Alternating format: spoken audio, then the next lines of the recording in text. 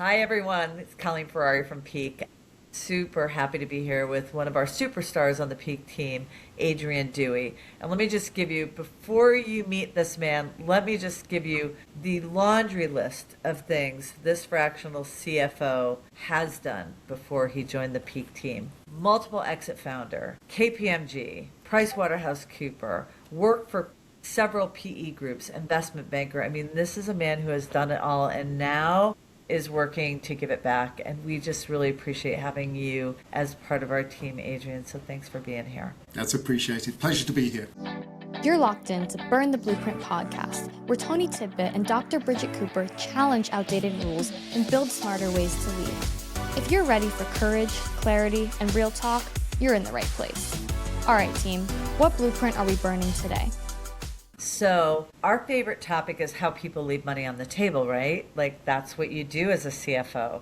So let's mix this up a little because it's a most asked question. What comes after Copilot? So in the finance world, how much money is being left on the table just by not using AI or using some of these tools out there? That's a challenging question because I would almost say it changes by the day. And what I mean by that, this is a sector that's changing so much so rapidly that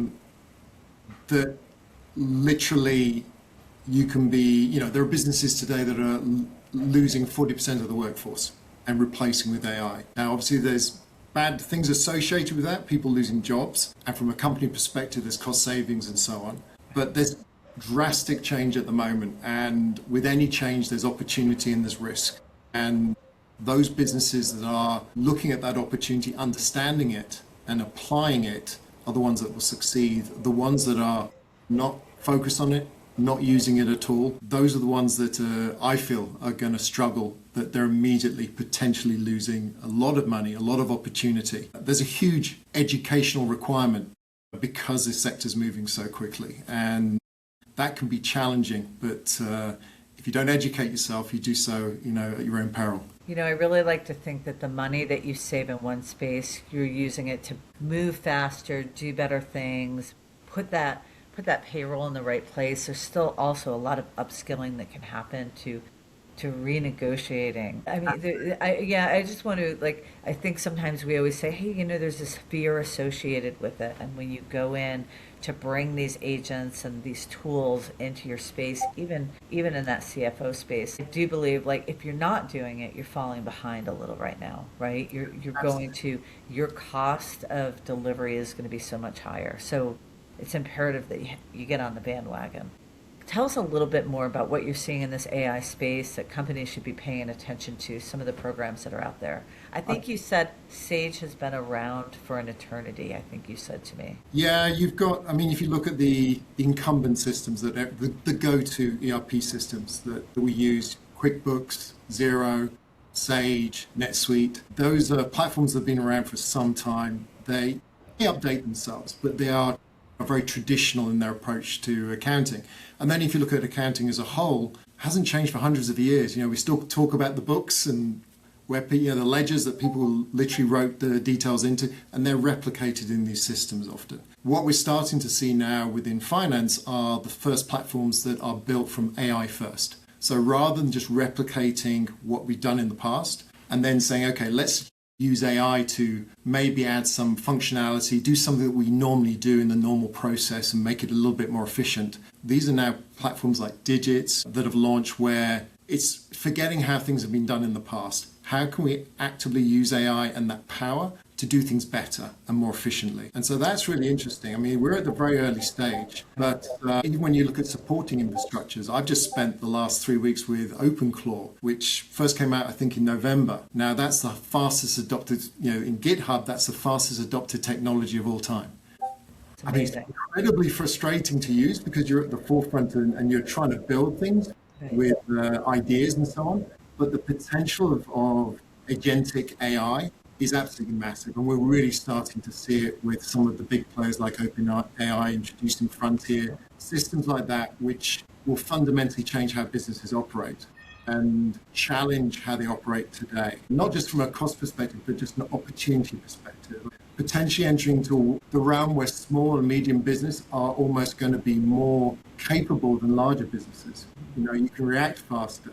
You're not limited to the same extent in many areas from resources, because you can run up 100 agents to do various tasks in a very efficient and structured way within a few minutes. I just literally vibe coded a system for a few meetings that I've got where I wanted a structure.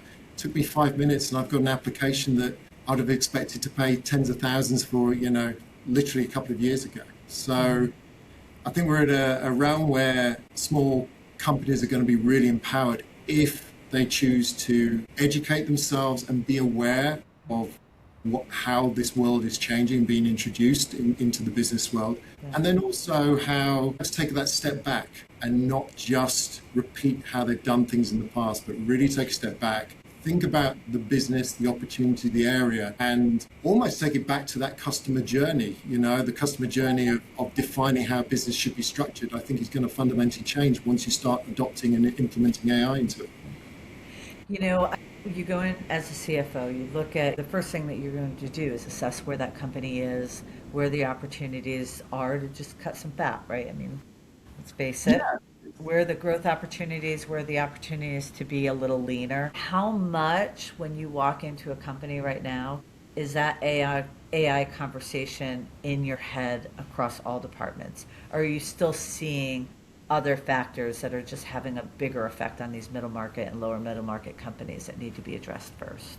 I think you've got multiple stages. I always think of a CFO, which is maybe not the most realistic image, and maybe I'm trying to put a bit of drama in there, but I think you're a doctor. You're going in to diagnose what's wrong with the business, and then you're also your training partner. You're that person to take the business, make it more efficient, make it stronger, make it better. And so you're also taking on a jog every morning to try and improve things. And I think how at this point, because you've got so much change in an area and you've got all sorts of risks associated with that, which are not fully understood often by companies. And, even the security and risk sector, I think, is in having to keep up with this rapid change. So how I tend to look at it when I go into a business is you've got a cash cycle. You've got marketing, you've got sales, you've got customer success and onboarding, then production, then retention. You've got this classic flow. And businesses typically are being challenged on every transition between those departments. They're being challenged. They're either losing revenue on the table because of inefficiencies within that flow. They're either potentially overspending in sectors because they're not aware of the effectiveness of that cost, particularly marketing, for example. And so you're looking at the current system because that's there today. And that's what you've got to change, if you like, or what you've got to play with. And so stage one for me is always looking at how is business done today? What can we do to improve it? Where is the company losing revenue? Where is it overspending in cost? And how do we map out that journey properly? Because once you mapped out that cash flow journey, you've got every single lever. You could literally change, okay, let's assume that we improve accounts receivable by 5 days. We can change that lever. Let's assume we change pricing here or marketing and we get more top of funnel coming through that cash flow. Again, all these levers can be modeled. And so you've got the current process, how it's operating, and you're fine tuning it and hopefully improving things. And, with a good model, you can almost even predict how much you can save. Therefore, what's the priority? What should you be focusing on? Then I think the next stage, which is the bit that really changes with AI, is that's how a company operates today. A lot of these companies have a standard structure, and particularly in finance. I've got my CFO, I've got my financial controller, I've got my payable, my accounts receivable, because that's what everyone does. And often it's those people being recruited by a team that maybe are not as familiar. It's almost black magic in that area, wizardry and witchcraft within the finance team. We don't really understand finance, but we know we've got all the right people because that's how it's done. And that can apply across the board. So really, I think the next challenge for business is, okay, forget how you're doing things today. Let's wipe the board clean. If you're a customer-centric business, which the majority are, not all, there are businesses where that's less important. But if you have a customer base, it's then looking, okay, what's the friction points? What are the pain points of the customer? Let's build something that's completely customer-centric. How how are we reaching those customers? How are they finding out about us? How are we building trust with them through the marketing funnel? How are we onboarding them? What's the experience? What are they thinking at these various stages? What are the triggers that will either move them back away from the wrong way in the funnel, or how will we move them forward? What are those triggers? And then as a business, how are we responding to that? What are we delivering to mitigate those processes and ensure as far as possible a frictionless process through that cycle? And then all of a sudden what you've got is a map of everything you actually have to do, which in turn then starts saying, okay, well, who's responsible for this? What's the type of person we need here? Does onboarding sit with a finance person? Does it sit with a production person? How are we managing that? A classic challenge with businesses is where sales have overpromised and production can't deliver. How are we managing that risk where we're potentially losing revenue or overspending on cost? And once you've got all that, it's like you can start defining the seats. And I think this is the big difference that's going to happen in business. You're defining a seat, not necessarily a traditional role. It's like, of all these tasks, how can we create a seat within this business that mitigates that risk from the customer perspective and improves that flow of the potential customer becoming a customer? And so now you've really got a framework of who you need, the seats that you need to be filled. Some of those seats won't be full-time, some will be part-time until you grow, but can some of those be put together and shared? And some of those, do we need an agency to apply them? Does it very, very specialist? So the whole structure of your business, I think, can potentially change, because that might give you a very different framework than the one you're currently flowing. Yeah, I love that conversation. I love looking at where you are taking these new tools and just figuring out who now needs to sit at the table. And too often, part of this burn the blueprint mentality and why we started Burn the Blueprint as a podcast was what got you here isn't going to get you there, right? Yeah. And too often we saw that leaders, what we're trying to do is say, hey, how do I take what I have and squeeze that into what the future should look like?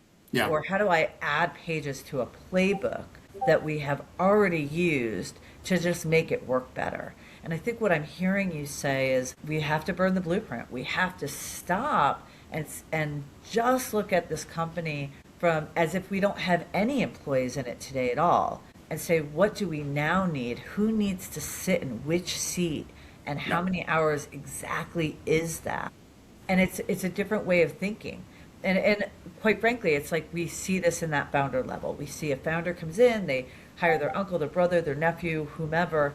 They go in and that company starts to grow and scale, and then they land in this place, whether it's at that acquisition level where they get bought by a PE or a strategic partner, and then they're like, oh my goodness, or they get money for scaling, and all of a sudden now everybody is in the wrong seat and they can't shift them. But I love what you're saying, and I think that's one of the things that I value the most about you, Adrian, is that you don't go in with only that CFO hat on and say, how many dollars can we save here? Or where can we cut in this department? Where can we give back to the organization? But ultimately, what is the right structure that we need to form to make it happen in the best way? And that's a perfect example of burning the blueprint. So, hey, what is the one question I'm not asking you about AI and this and CFO? Am I missing something here that you'd want every investor, every founder to know? I'm sure we're all missing something from an AI perspective. Let me ask you something a PE asked me.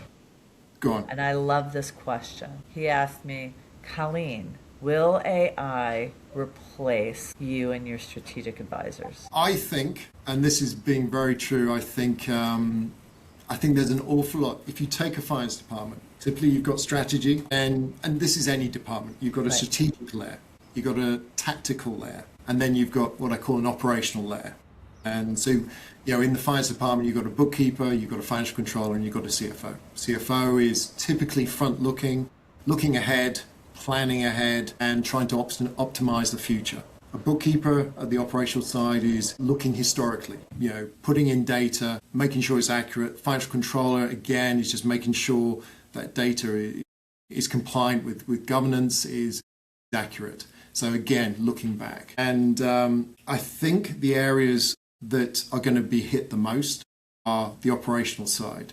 You've now got systems that are already in place where AI is able to read an invoice, post it to the right bucket, if you like, within the accounts. You've got AI that, from a legal perspective, has an incredible understanding and knowledge base to draw from for how accounts should be implemented. How many companies you go into and they do accruals accounting, sort of, but it's not really. They don't have deferred income, so they're not matching necessarily their costs with their revenue 100%. And the reason is that's very time is laborious. It takes a lot of time and therefore money to do and implement. Now you've got systems that can do that within a few seconds. And so that's already here. Now it's here in a very small scale, but it's only going to grow. And so I think on the bookkeeping side, and I think to an extent the financial controller side, I think those are the roles, but I feel it's very much a bottom up. It's the automation, it's a repetitive tasks. It's that side which I think is going to adopt AI first and can today to varying degrees. I think the strategic, we already know that when you ask, if you're just using Claude or ChatGPT and you ask that question, it's often wrong. It often doesn't have a context. And one of the biggest challenges I've had trying to use something like OpenClaw, which is a system that uses Claude or ChatGPT, is teaching it to think. Because you ask AI a question, it gives you an answer, boom, straight away. And it's actually a human challenge too. You look at CEOs and founders of businesses. They start a business, they understand their product probably better than anyone else. They have an incredibly good understanding of their market. They're doing marketing, they're doing sales, they're the CEO.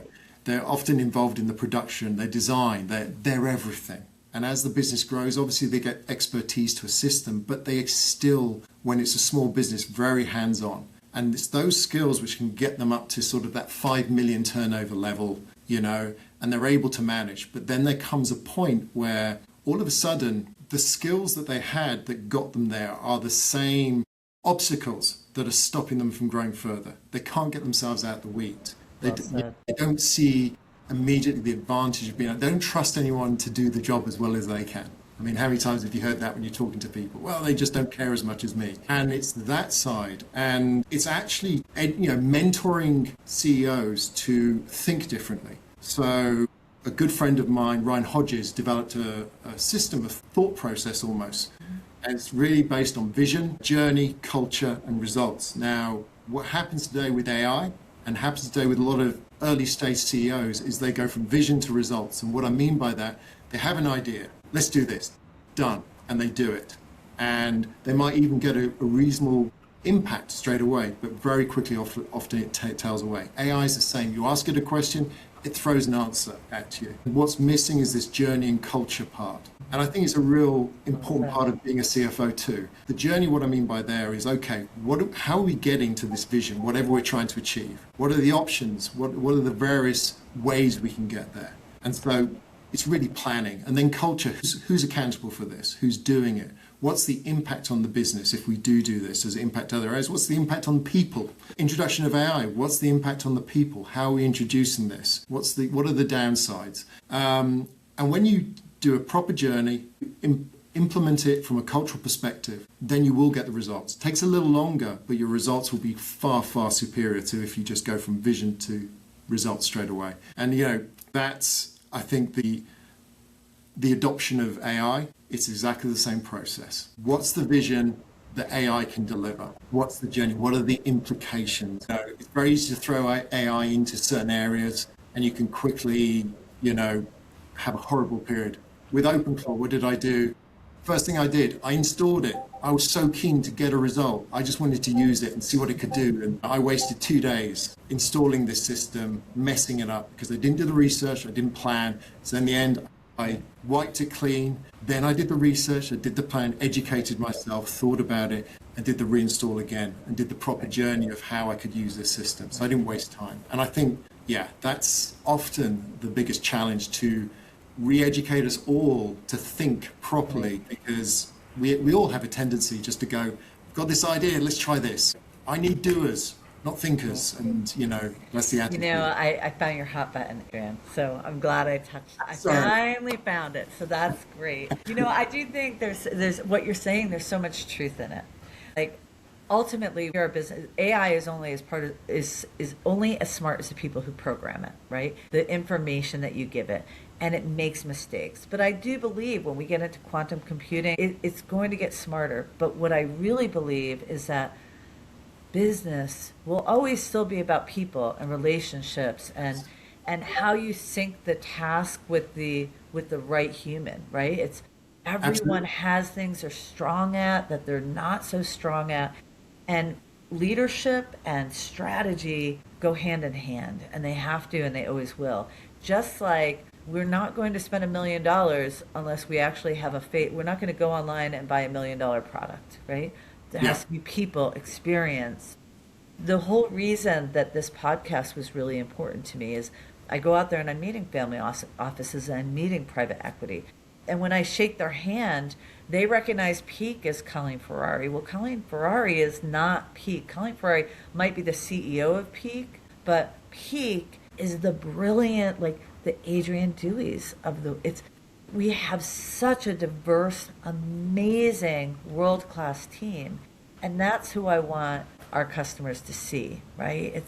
It's the people that really bring it home and really make those connections and bring the results. But Absolutely. a tool is AI, but it's the Adrians of the world that get it done. You've So hit the nail on the head, and that's AI is just a tool, and it's a very powerful tool, and particularly when it's used well. I saw a diagram a couple of weeks ago, which just had this huge square with thousands of small squares in it, and it was about the adoption of AI. It represented the number of people who were paying for AI, that had a paid account with OpenAI or Anthropic, and there were 3 squares coloured in for that. Then it also showed the number of squares for people paying for a premium, the $200 a month account, Okay. and it was less than half a square of this huge. And there's the opportunity, but we've also got to put it in perspective in that, it's a frontier that we're on at the moment. It's how it enhances our ability to do business well. And that's not all just replacing everything with AI. The personal touch, relationships. It's the people, even from a social perspective, how going into the office each day is, for many people, most people, that's their social life. And, those are important factors that have to be aligned with the business. I mean, you take a business, its vision, its core values, all of those elements have to be respected when using a tool like AI to enhance it, not to break it. well said. Well, thank you, Adrian. I so appreciate your time today, and I'm so glad the world got to meet you. And thank you. Thank you. I love what you're doing with AI. I love what you're doing out there for Gershon, and I'm so grateful. So thanks for burning a blueprint with me today. Absolute pleasure.